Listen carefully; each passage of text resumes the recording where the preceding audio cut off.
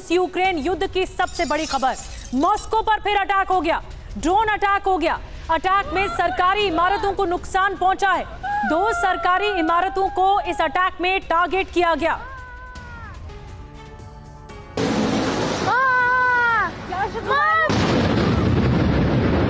Ukraine जंग के बीच रूस की राजधानी मॉस्को को एक बार फिर से निशाना बनाया गया। यूक्रेन की ओर से मॉस्को पर 3 ड्रोन दागे गए। ये हमला मॉस्को की सरकारी इमारतों को टारगेट कर किया गया। ड्रोन हमले में एक रूसी नागरिक घायल हुआ। इस हमले की जानकारी पुतिन को दी गई। रूस ने पहली प्रतिक्रिया में इसे आतंकी हमला करार दिया। मॉस्को पर हुए ड्रोन हमले में 2 हाई राइज बिल्डिंग को भारी नुकसान पहुंचा है। दोनों सरकारी इमारतों पर गिरे ड्रोन के बाद मलबा सड़कों पर जा गिरा। इस हमले में रूस के डिजिटल मिनिस्ट्री के दफ्तर को भी नुकसान पहुंचा। हमले के बाद मिनिस्ट्री से कुछ दस्तावेज भी उड़कर बाहर गिरे। मॉस्को पर ड्रोन अटैक के बाद दोनों सरकारी इमारतों को हुए नुकसान का एक और वीडियो सामने आया।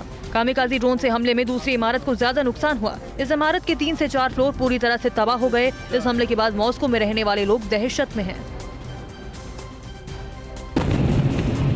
मॉस्को पर हुए ड्रोन अटैक का सीसीटीवी वीडियो सामने आया। हमले के बाद जोरदार धमाका हुआ। इस धमाके में चीख पुकार मच गई।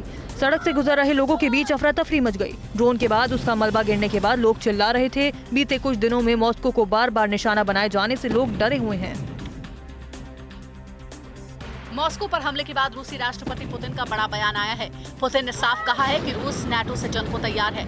माना जा रहा है कि मॉस्को और क्रीमिया पर बार-बार हमले से बौखलाए पुतिन यूक्रेन के साथ नाटो देशों पर भी बड़े हमले कर सकते हैं। पुतिन पहले भी कह चुके हैं कि यूक्रेन को नाटो अपना मोहरा बना रहा है।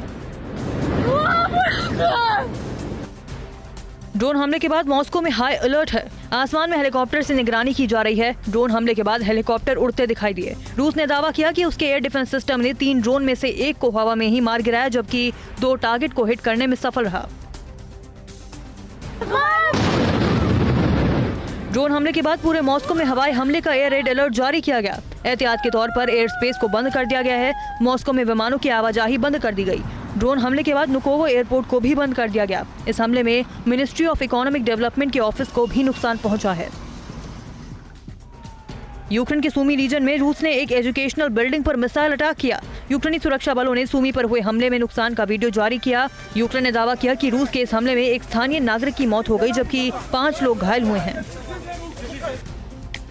वॉर जोन में रूस ने यूक्रेनी फौज के एक जवान और वायुसेना के फ्यूल टैंकर के कुछ ड्राइवरों को बंधक बनाया। बंधक बनाए गए यूक्रेनी जवान ने कहा कि उसे केवल 2 हफ्ते की ट्रेनिंग देकर ज़ेपोरिज़िया के वॉर फ्रंट पर भेज दिया गया। वहीं यूक्रेनी ड्राइवरों ने कहा कि उसे वॉर जोन में फेंक कर उसके कमांडर भाग निकले।